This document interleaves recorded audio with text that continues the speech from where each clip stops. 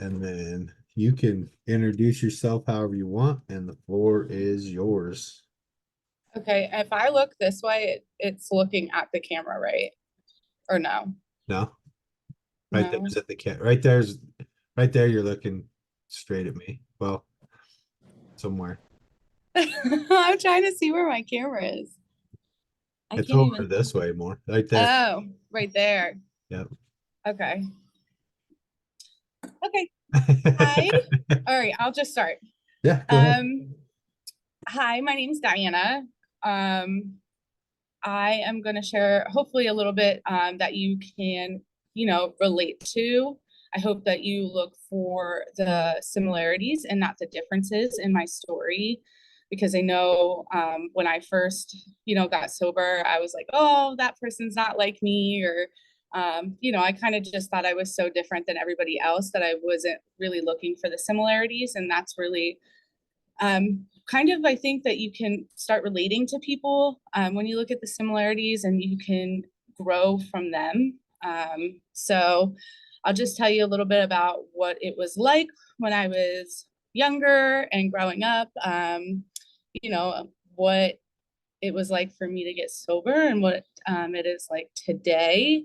Hopefully, you hear a little bit of strength and hope through all that. But I grew up in an alcoholic family. My dad was an alcoholic, although at the time I did not know that. I just thought it was normal. Probably like most people who grow up in that kind of situation think it's normal.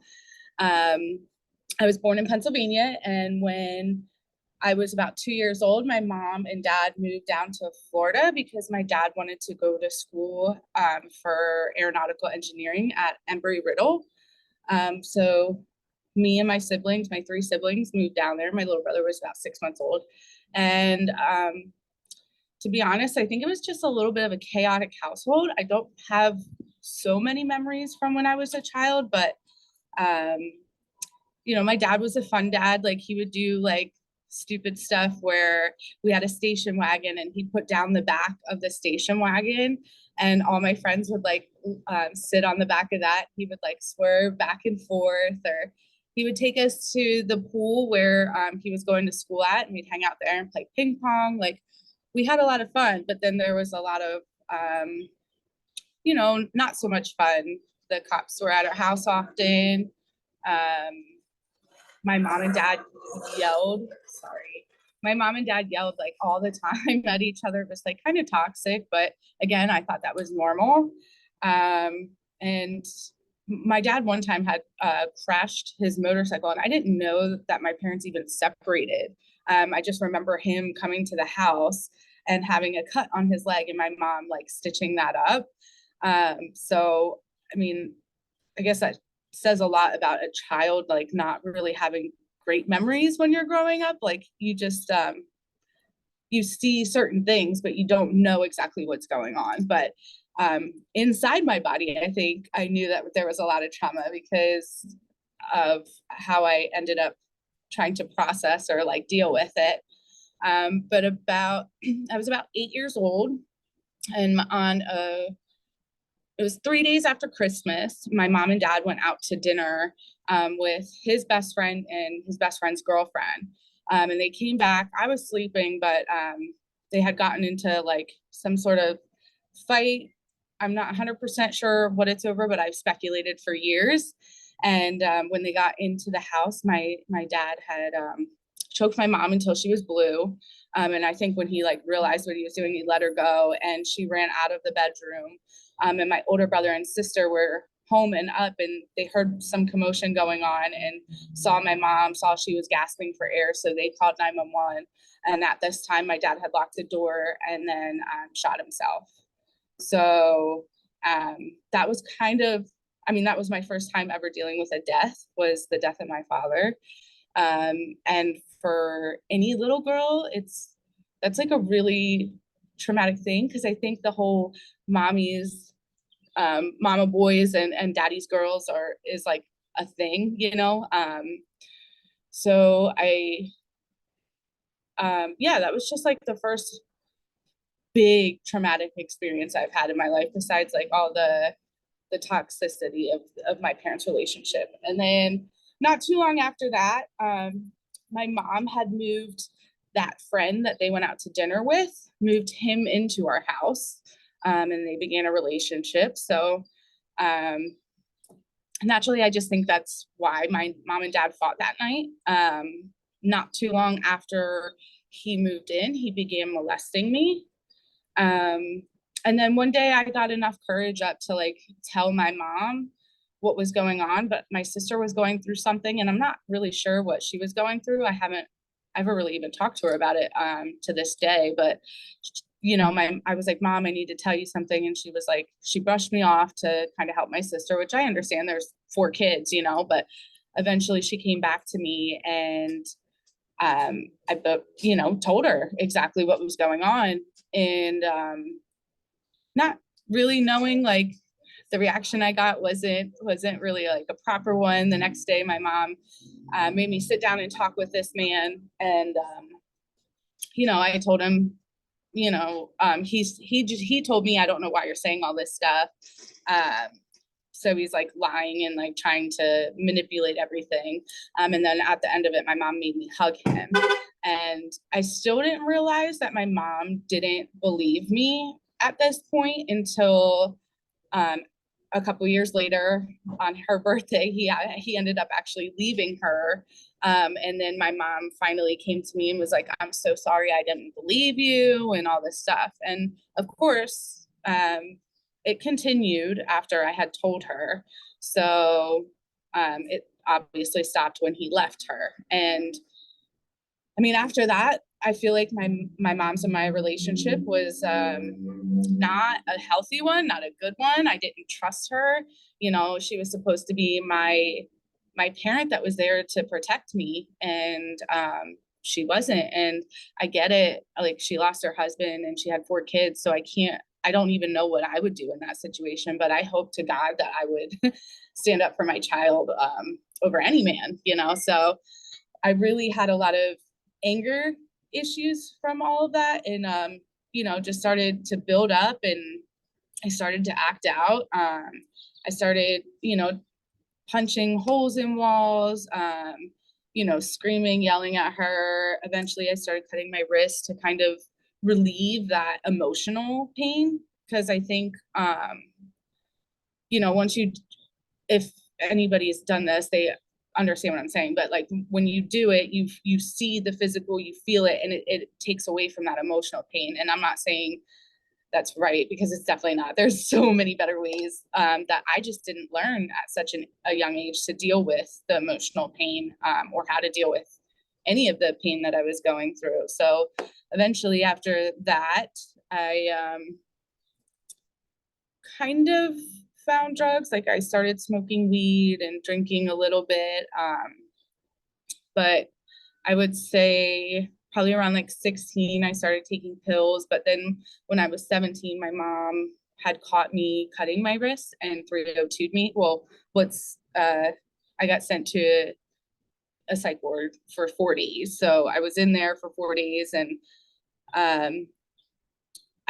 I was so angry that she did that, because I didn't feel like I needed to be in there. I needed to be shown like love, and like I needed structure of like how to handle situations. And in there, I didn't get it either. So after that, I was like, okay, I guess I can't do that anymore. And so I ran with taking pills and everything. I met a man or guy, a boy, and we started dating, and he was a drug dealer, and he was the life of the party. And that's really what took off from that, was me using as often as I could, whatever I could. I experimented with all kinds of things. That started with like ecstasy pills, and then it went into heroin really quickly. So by the time I was like 19 years old, or I was shooting heroin, or 18, one of them. And then I was like, this is too much. Like, my boyfriend at the time was like shooting heroin, and he was like full blown drug addict. And I was like, oh no, this is too much. You need to go get help. Like, I'm okay, but you need to go get help. So He did. He went and tried to do rehab multiple times, and I found myself in the rooms of AA, and we kind of gave the sober thing a little bit of a chance. Like, I was going to meetings. I tried to get a sponsor, which I had one, but I didn't know at the time that she was using. But later I found out, and you know, his sponsor was using, and so it turned into this horrible train wreck of us just going back out. And I mean, it was our own doing, but it was just interesting that somebody that would choose to try and sponsor somebody, especially so new in recovery, was using it. So it kind of gave me a bad taste for AA.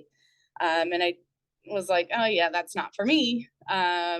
So I still like didn't want to live. I watched my brother, my older brother, who is also an alcoholic and drug addict, and I watched him in and out of jail, and I watched him go in and out of rehabs too. And now I've watched my boyfriend go in and out of rehabs, and I was like, I don't know what to do.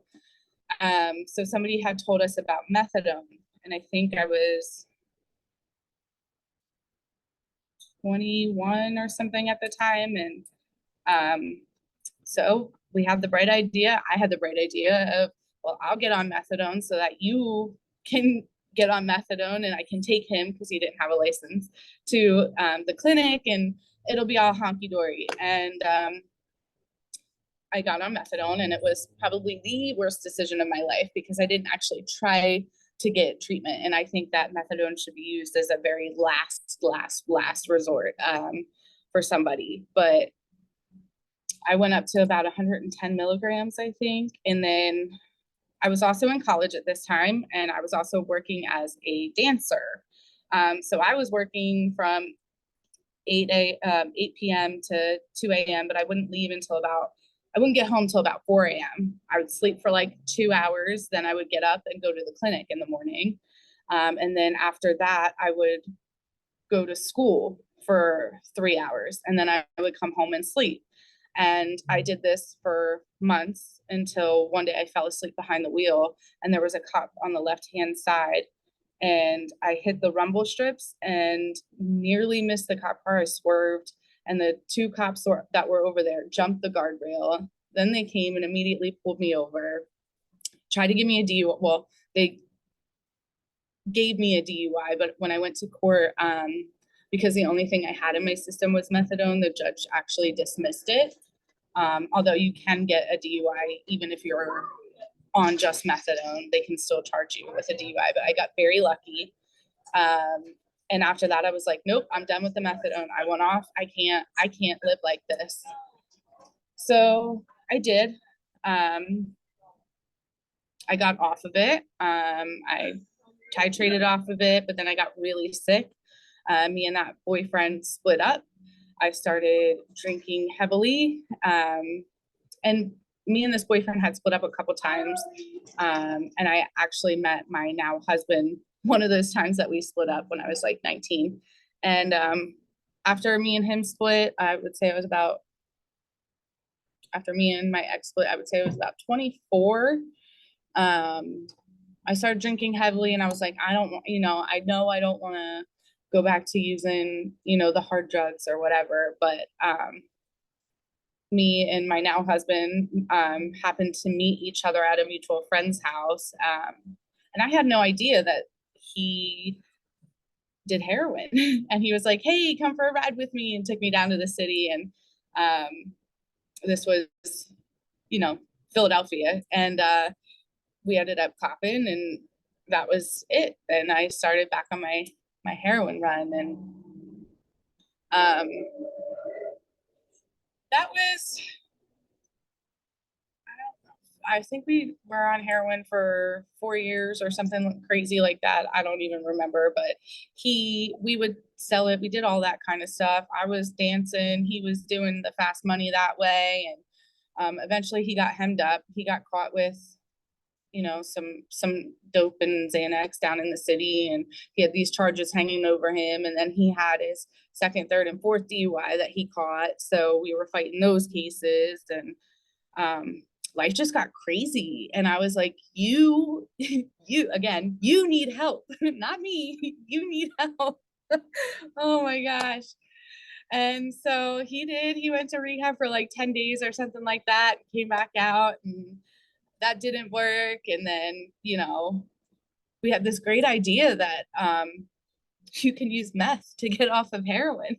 So we went on a meth run for about 3 years, and that was like even way worse. Like, I don't, I don't even know I don't even know how people, I mean, I know how they get stuck on it, but that drug was just insane for us. Like, I think it's insane for anybody. Like, I literally feel like I sold my soul to the devil on that stuff, because I was doing things that I swore I would never do, up and down. Like, I was not acting as the person that I am today. And it was embarrassing, like the things that I did and the things I was seeing that weren't there, and stealing and cheating and doing all these crazy things. And finally, after like 3 years of doing meth and Xanax together, I was like, we gotta stop. Like, how did we even get here? So we had the bright idea that, we'll substitute it once again. I liked my life so much better when I was on dope, on heroin. So, like,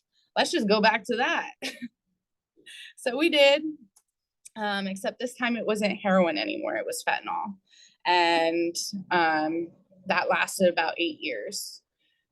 And it was just this steady rat race of trying to stay well enough to go to work and, do the daily gig. And the insanity of it all is like, why couldn't I just see that if I got sober, my life would be so much better?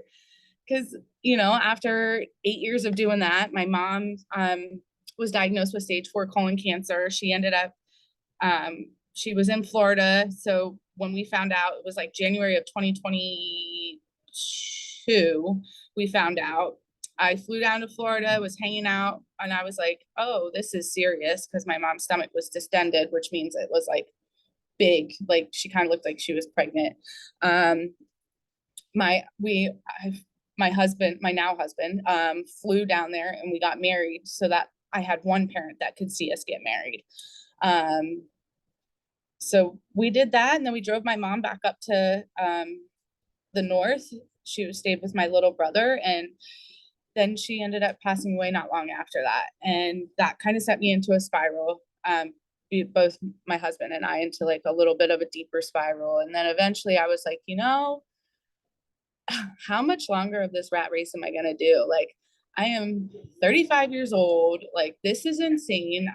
I've lived majority of my life under the influence. Like, there has to be a better way. Like, there just has to be something bigger out there and something better out there. So I had talked about it for probably about like 2 years to my husband, like, hey, I think we should go get sober. Like, I don't know what that looks like. I don't even know if we can go get sober together. I know we have to do it together, because I was in jail, and he was in jail. I was in jail for 90 days. And when I came out, he was using. So I picked up, and he was in jail for a couple months. And when he got out, I was using. So he picked up again. So I know that we can't do it separately. Like, if we're going to do this, we have to do it together. And finally, in May of 2023, he said, I think I'm ready to go to rehab. And as soon as he said that, I called my older brother up, because he had been doing, in and out of rehabs for 20 years. So I was like, he was living in a sober living. And I was like, he would know where to go. He's worked in treatment. He's done all this. So I called him, and he had told me before, whenever you're ready, please let me know. So I called him, and I was like, hey, we're ready. Like, we're ready to go. And then the person called me back and was like, oh, I can get you tickets tomorrow. And I was like, oh, hold on. Like, I have to get my affairs in order. Like, I have a job that I have to like tell them, like, I have to make up some excuse as to why I'm not going to be there, And then I was like, oh, and I'm only going to go for a week. Like, I'm not that bad. I'll just go detox, and then I'll be good. And I was like, but you, my husband, I was like, but you can go for 2, because you're worse off than me. Like, I thought I was running this show, So I'm grateful that they had said, like, whatever they needed to say to me to get me to agree to go and get there. And we planned it, because most people, when they plan it, they don't actually end up going, but we did. And we went to detox, which was terrible. It sucked. But it was so much better than doing it at home. And I wasn't at home to be able to like leave the detox and like go, pick up or anything, which was even cooler because we went to California for detox. And then we actually went to a PHP and IOP place. I was this reluctant girl that didn't want to stay in rehab for 30 days. And somehow I had this second of like clarity, I guess, where it was like, I have been using for so long, like there's no way I'm fixed in this little bit of time. Like I need more time. So the PHP and IOP was like 3 months. And I'm so glad I did that because I got to have fun with people. I got to, I got a sponsor. I started working the steps. That was like one of my biggest things. Like I got a sponsor and she had me working the steps right away. And, I would say for me, step 3 was the biggest because I am a control freak and I don't want to turn my will over to anybody. But I did, and I still do every single day. Sometimes like a million times a day, because I just think that I can run my own show and I can't. Like it showed in my life.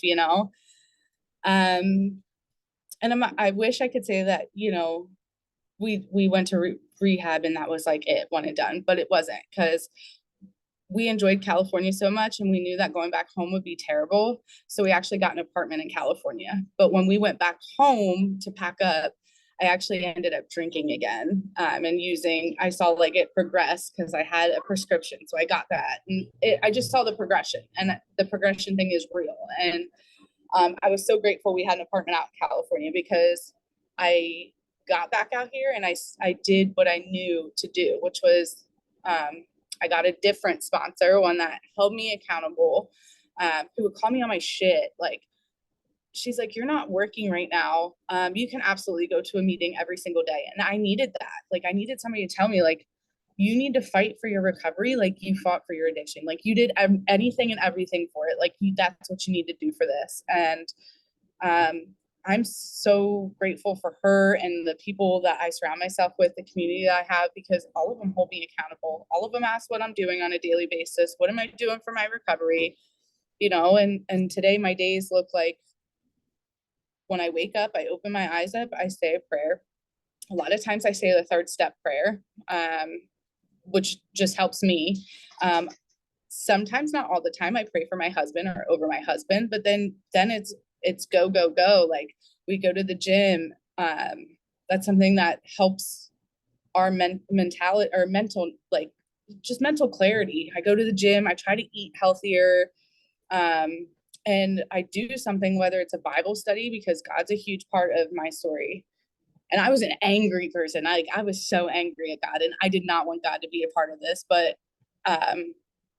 the God that I knew from a child, that church God, is not the same God that I have now. Like my God, somebody told me this. They said, make a list of everything you would want your best friend, like loyalty, kindness, like just all list every good quality you'd want in a best friend, and then erase that and put higher power. For me, my higher power is God, and that's who he is. Like he's just all loving. So anyways, besides that, I have a podcast that I'm a part of.